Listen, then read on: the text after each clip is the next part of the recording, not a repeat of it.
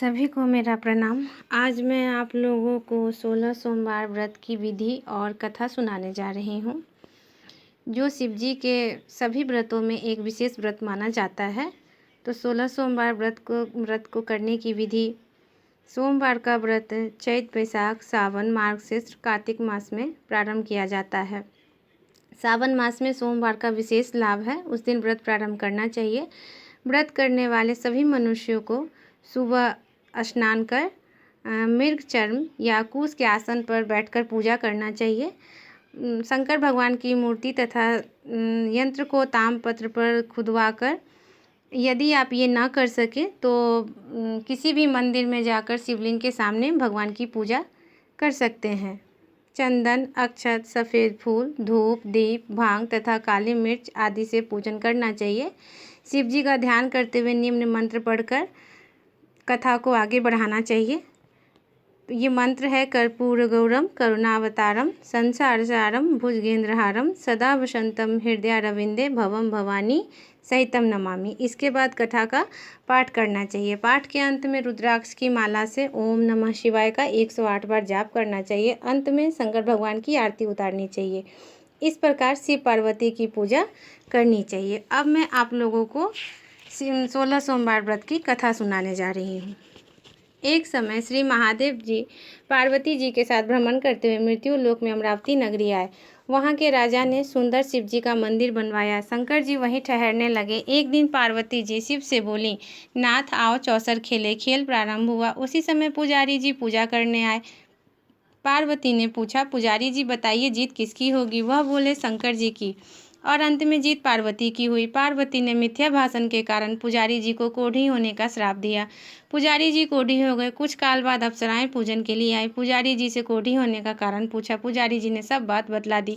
अप्सराएं बोली, पुजारी जी तुम 16 सोमवार का व्रत करो, महादेव जी तुम्हारा कष्ट दूर करेंगे। पुजारी जी ने उत्सुकता से व्रत की विधि पूछी। अप्सरा बोली, सोमवार को व्रत करें। संध्योपासनोपरांत आधा सेर गेहूं के आटे के 3 अंगा बनावे और घी, गुड़, दीप, नैवेद्य, बेलपत्र आदि से पूजन करें। बाद में 1 अंगा अर्पण कर शेष 2 अंगा प्रसाद समर्पित कर प्रसाद लें। इस विधि से 16 सोमवार कर 17वें सोमवार को पाव सेर गेहूं के आटे की बाटी का चूरमा बनाकर भोग लगाकर बांट दें। फिर सकुटुंब प्रसाद ग्रहण करें। ऐसा करने से शिव जी हमारी मनोरथ को पूर्ण करेंगे।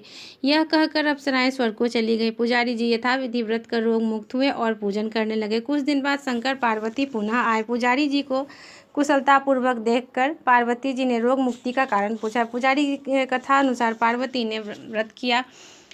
फलस्वरूप अप्रसन्न कार्तिकेय जी माता के आज्ञाकारी हुए। कार्तिकेय जी ने भी पार्वती से पूछा कि क्या कारण है कि मेरा मन आपके चरणों में लगा। पार्वती ने यही व्रत बतलाया। कार्तिकेय जी ने भी व्रत किया। फलस्वरूप बिछड़ा हुआ मित्र मिला। उसने भी कारण पूछा। बताने पर विवाह की इच्छा से यथाविधि व्रत किया। फलतः वह विदेश गया। वहाँ राजा की कन्या का स्वयंवर था। राजा का प्रण था कि हथनी जिसको माला पहनाएगी उसी के साथ पुत्री का विवाह होगा। यह ब्राह्मण भी स्वयंवर देखने की इच्छा से एक ओर जा बैठा। हथनी ने माला इसी पंडित को पहनाई। धूमधाम से विवाह हुआ। तत्पश्चात दोनों सुख से रहने लगे। एक दिन राजकन्या ने पूछा, नाथ आपने कौन सा पुण्य किया जिससे राजकुमारों को छोड़ हथनी ने आपका वरण किया है? ब्राह्मण ने 16 सोमवार का व्रत सविधि बताया। राजकन्या ने सत्पुत्र प्राप्ति के लिए व्रत किया और सर्वगुण संपन्न पुत्र प्राप्त किया। और बड़ा होने पर पुत्र ने पूछा, माताजी किस पुण्य से मेरी प्राप्ति आपको हुई है? राजकन्या ने सविधि 16 सोमवार व्रत बतलाया। पुत्र राज की कामना से व्रत करने लगा। उसी समय राजा के दूतों ने आकर उसको राजकन्या के लिए वरण किया। आनंद से विवाह संपन्न हुआ। राजा के देवलोक होने पर ब्राह्मण कुमार को गद्दी मिली। फिर भी वह इस व्रत को करता रहा। एक दिन उसने अपनी पत्नी से पूजन सामग्री शिवालय में ले चलने को कहा, परंतु उसने दासियों के द्वारा भिजवा दी। जब राजा ने पूजन समाप्त किया तो आकाशवाणी हुई कि इस पत्नी को निकाल दो, नहीं तो यह तेरा सत्यानाश कर देगी।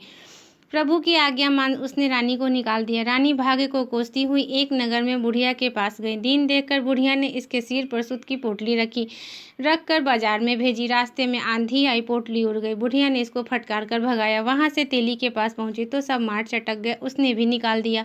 पानी पीने नदी पर पहुंची तो नदी सूख गई। सरोवर में पहुंची तो हाथ स्पर्श होते ही जल में कीड़े पड़ गए। उसी जल को पी आराम करने के लिए जिस पेड़ के नीचे जाती वही सूख जाता। वन और सरोवर की दशा देख ग्वाले इसे मंदिर के गुसाई के पास ले गए। यह देखकर गुसाई जी समझ गए कि यह कुलीन अबला विपत्ति की मारी हुई है। धैर्य बंधाते हुए बोले, बेटी तू मेरे यहाँ रह, किसी बात की चिंता मत कर। रानी आश्रम में रहने लगी, परंतु जिस वस्तु से उसका हाथ लगे उसी में कीड़े पड़ जाए। दुखी हो गुसाई जी ने पूछा, बेटी किस देव की आराधना से तेरी यह दशा हुई है? रानी ने बताया, मैं पति की आज्ञा का उल्लंघन कर महादेव जी के पूजन को नहीं गई। गुसाई जी ने शिव जी से प्रार्थना की। गुसाई जी बोले, बेटी तुम 16 सोमवार का व्रत करो। रानी ने सविधि व्रत पूर्ण किया। व्रत के प्रभाव से राजा को रानी याद आई और दूतों को उसकी खोज करने के लिए भेजा। आश्रम में रानी को देख दूतों ने आकर राजा को रानी का पता बताया।